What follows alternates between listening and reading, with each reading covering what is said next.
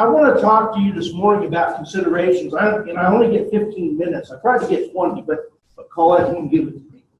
So, I've written a much more detailed article on this, and Colette was going to send it out to the list for week list.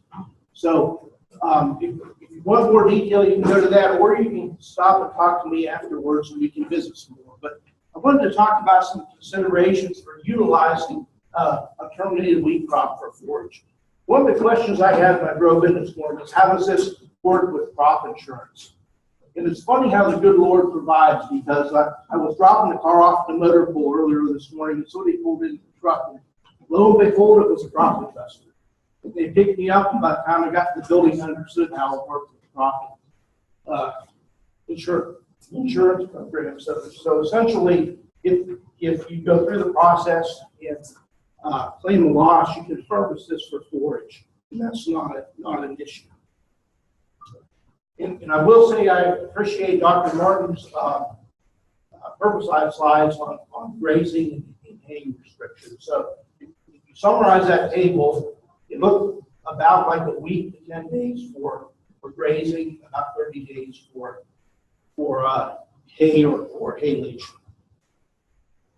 What I'm going to talk about first is some special considerations for utilizing that forage in terms of 3 forage-related disorders. And I don't want to scare people away, but I want you to be aware of these, because if you're aware of them, you can manage around them. And the first one is nitrates. And essentially, nitrate accumulation in forages in all plants occur when plant growth is slow. Most commonly associated with drought-stressed summer annual grasses, but also can occur in small grains. So if we put on our nitrogen early, and then we get a frost event, or we get conditions that slow that plant growth, cloudy days, cool temperatures, then we can accumulate nitrates in that plant. And what happens is nitrates are taken up, but that nitrogen is not assimilated into amino acids and free protein.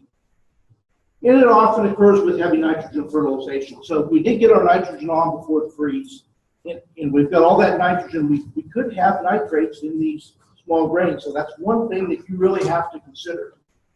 What happens in nitrate poisoning in the animal is that nitrate is ingested by the animal, is converted into nitrite in the rumen. That nitrite is absorbed across the ruminal wall into the bloodstream, where it interferes with the ability of the blood to carry oxygen.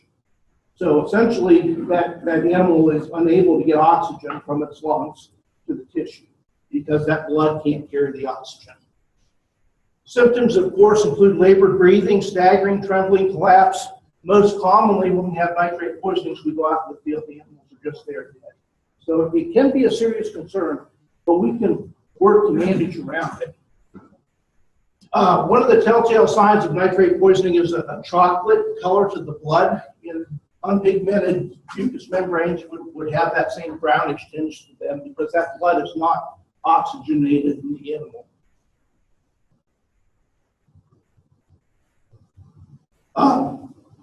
Now, with forage plants, when they start to regrow, they clear the nitrates from that plant. So with summer annual grasses, we say that 5 to 7 days after a drought-ending rain, that plant growth is resumed. That plant will start to utilize those nitrates for amino acid and protein production, and they'll be down to a safe level in that plant. The most important thing you can remember about nitrates is that they don't go away in hay. They're stable in hay. So we can put high nitrate hay up, and 3 or 4 or 5 or 6 months later, we can feed that hay to cows and kill them. So that's really, really important to understand. If you have forages that have the potential to have high nitrates, you need to test those before you feed them. Now, if we put that forage into a round baled silage, or we put that forage into haylage, into a silo, we're going to get a 40 to 60% reduction in nitrates through the siling process. So as far as management, what we want to do is avoid excessive nitrogen fertilizer applications, allow plant growth to resume after that stress period that's slowing down that plant growth to help clear the nitrates out of that plant. We always want to test small grains before harvesting or grazing those small grains. That's the ideal situation. Sometimes that doesn't happen, but if you make a bunch of small grain hay or silage, you really need to test it before you feed it out, just to make sure that you don't have nitrates. I'd like to say we live in a perfect world, but it's usually less than perfect. And what do you do if you do have a bunch of high nitrate hay or silage? You've got to feed it as part of a total mixed ration.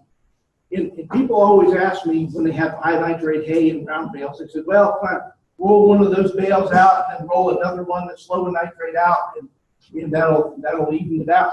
It doesn't work like that. It's got to be in a total mixed ration, so the animals can't pick and choose that hay. So say you had a nice leafy small grain hay that's high in nitrates, and then you roll out a bale of fall fescue that was harvested near Independence Day that's mature, not leafy, it's stemmy, and it's got seed heads in it. The animals aren't going to eat that fall fescue hay to balance the ration out. They're going to eat that small grain hay preferentially.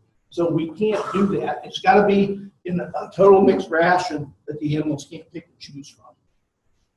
The second consideration is pasture bloat, or sometimes we call it frothy bloat. And that happens when we graze lush pastures, not just small grains, but lush pastures in the spring, and the ryegrass also. And what happens is a stable foam forms in the rumen of the animal, and that prevents the animal from eructating the gas that's formed during the normal fermentation process. Interesting fact, a healthy fermentation process in a cow will form about 400 liters or about 100 gallons of gas a day. That gas is mostly carbon dioxide and methane. But you can imagine if all that gas is being formed, what's happening inside that cow's rumen if it can't erupt that gas. It's building up a significant amount of pressure inside that rumen. And what we get is, you can see in this photograph, distension on the left side of the animal, so that rumen actually gets pushed out. And that puts pressure on the animal's diaphragm. And that animal can't breathe normally. And eventually that's going to result in heart failure and death. It's not always fatal. A lot of times animals will get some pasture bloat and they go off the feed. And when that happens, it's important to have another feed source there for them. And that feed source that's ideal is a high quality dry hay. So this most normally happens when we turn a bunch of hungry animals into a really lush pasture. That's just something we should do. We should always avoid abrupt changes in the diet of the animal. That's just a good general rule. It can happen in less than an hour, but normally 1 to 3 days is when we'll see pasture bloat happen. So never allow hungry animals into a really lush pasture, including small grain pastures. We always want to fill them up with dry hay before we put them in there. And make sure it's a high quality dry hay, because what you want is something that's real palatable that the animals are going to eat a lot of before you turn them into that really lush pasture so that they have a full rumen. And by doing this, we're really going to limit our chances of pasture bloat. And then we want to provide them dry hay at all times. So if there's something going on nutritionally with that animal and they're not feeling well, they can go to that dry hay and eat some of that dry hay. And then sometimes we can use an anti-foaming agent like bloat guard. And they're very effective, but you've got to get intake of those. So putting out blocks, bloat guard blocks, does not work very well. If you want to use bloat guard, you really have to mix it with a really palatable supplement that you're sure they're going to eat. And then sometimes we just have chronic bloaters in the herd, and those animals just need to fall from the herd. The last consideration I want to talk about is grass tetany. And this is essentially low blood magnesium. And this is important in livestock because livestock don't have a lot of stores of magnesium within their body to buffer changes in their dietary content of magnesium. So this usually occurs on really lush pastures, which include things like perennial grasses, annual ryegrass, and small grains. Most common in animals in early spring, in cows that are in early lactation. Not so common in calves, but it can happen on all livestock classes.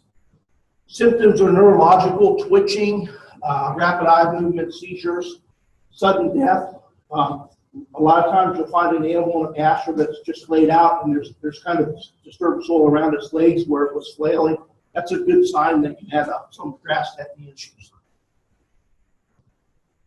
Things that predispose to grass tetany include low soil magnesium, which is what we have in this area, high rates of nitrogen fertilization and potassium fertilization. Potassium is taken up by what we call luxury consumption. So instead of taking up magnesium, potassium gets taken up. Nitrogen causes the plant to put on a lot of biomass, which dilutes magnesium even further in the plant, lowering the levels. And then rapidly or lush growing forages. So management, dolomitic lime. If you're going to lime your pasture, make sure you use the dolomitic lime if it's available to you. Avoid over-application of phosphorus, nitrogen and potassium. But the single most important thing is to supply a mineral high in magnesium. That's what we should be doing. Dr. Burris at Research Station recommends 15% concentration of magnesium in that mineral. If you do this, you're going to pretty much eliminate your chances of grass tetany. Just changing gears a little bit, I want to talk about conserving high-quality forage from these small grains. And what I really want people to take away from this diagram is that as the plant grows, we increase yield, but we decrease digestibility or forage quality. What we're doing with forages all the time is making a compromise between yield and forage quality. And that compromise with our grasses is right here with these lines crossed. And that's going to be at the boot stage. So ideally, if you're going to harvest a small grain for forage, either as hay or haylage, then we want to be right at the boot stage. That's the ideal time to harvest that small grain. That's going to occur in mid-April, second to third week of April, most years. We can conservatives dry hay, but one of the challenges with dry hay this time of year is we just don't have good curing conditions. We don't have 3 to 5 days without rain. We don't have high temperatures to get that hay dried out. So it can be difficult to conserve as dry hay. Things that we can do to enhance drying is mowing early in the day as soon as the dew's off. We can use a mower conditioner to crush those stems and allow that moisture to escape from the stems of the small grain. We want to, when we adjust our mower conditioner, if you look at this picture, we want those wings on the back of the mower conditioner to be as wide as possible to spread that swath out. So we're getting a larger surface area for water evaporation for the sun to impact that forage. We want to caterate 50% moisture, bale at 18% moisture. That's important. If we bale above 18% moisture, we're going to have mold growth in that bale. That's going to use up nutrients that the animals could have been utilizing from that bale. Plus, it's going to cause heating and can cause spontaneous combustion or hay fires. And then we want to store that hay off the ground under cover. That's really important. We can get up to 30% losses by just setting hay out, especially from high quality hay like small grain hay. So that's management practices for haylage. Now, one of the advantages of doing a haylage or a silage instead of a grass hay, dry hay, is that we can cut it one day and then ensile it the next day. So we wilt it and then we ensile it. So instead of having 3 to 5 days with no rain, all we need is 1 day. So we mow the crop one day and then the next day we chop it. We use a mower conditioner again, same as the hay. Just for maximum swath width. We windrow at 50-60% moisture and we chop at 60% moisture. Just things to remember, fill the silos rapidly as you can. Make sure that you compress it. When a grass plant goes through fermentation, it's anaerobic, so that means there's no oxygen there. So we want to compress that forage down as well as we can. Either if we're putting it in a bag, make sure the bag is compressing it well. Putting it in a bunker silo, make sure we compress it to get that oxygen out. And then seal those silos carefully so we exclude oxygen. And leave it closed for at least 2 weeks. 3 to 4 weeks would be ideal, but at 14 days, we've pretty much gone through primary fermentation. And then the last thing I want to talk about, which maybe would be the most used option in this area, would be bale silage or baleage. So again, it's actually making an acyl forage product, so we're excluding oxygen from it. We mow it one day, we wilt it, and we wrap it the next day. So again, we get away from this 3 to 5 day period that we need for dry hay. And again, some of these are similar. We windrow 50 to 60%. We want to bale this forage a little bit lower moisture. So instead of 60, we want to be around 50. It makes the bales a little bit easier to handle. We want to wrap the bales the same day, and we want to use at least 4 layers of high-quality silage film. Silage film is not a good place to save money when you're making baleage. So make sure you buy a good quality silage film that has good UV inhibitors in it. In layers is not a good place to save money when you're making baleage. You want at least 4 layers. When people tell me they put 2 layers on their bale silage, I cringe, because that's probably not enough to really exclude oxygen from that bale. So at least 4 layers, 6 would be better. And then the other thing to consider is that sometimes you'll get holes in those bales for rodents or handling those bales. You need to look at those bales on a regular basis and then patch those holes. They make a special tape to do that with. Don't use packaging tape or duct tape that doesn't have UV inhibitor in it. You need to get the tape that's designed for the silage film. And then since bale silage is not the ideal ensiling package, I always tell people to feed it out by the next growing season. So it's not something you can carry over for multiple years. You really want to feed it out for the year of making it. The last thing I want to talk about is so we talked about conserved forage, and the last thing I want to talk about is just grazing that wheat crop out. And this is probably the most inexpensive way to utilize frosted small grains. When we put animals on to graze that out, because of things like grass, tetany, and bloat, we want to fill those animals up with high quality dry hay. They should have access at all times to dry hay. Free choice, high magnesium mineral is essential if you're going to graze these small grains. And our stocking rates is going to range, depending on the wheat crop and how heavy it is, between 1 and 2 500-pound calves or a half to 1 cow per acre. And then we want to make sure we supplement that forage when forage availability becomes low. When we talk about animal performance, it's a function of the quality or the nutritional value of that forage and then dry matter intake. And sometimes people forget about that dry matter intake. So as that dry matter intake gets limiting on that wheat pasture, we can limit animal performance because they're just not getting enough to eat. And then, of course, there's always the consideration of the condition of the soils when you're grazing. You don't want to damage the soil, so avoid grazing during periods of excessive rainfall, because those animals often into a permanent pasture. So we don't pump the soils all up and cause some surface.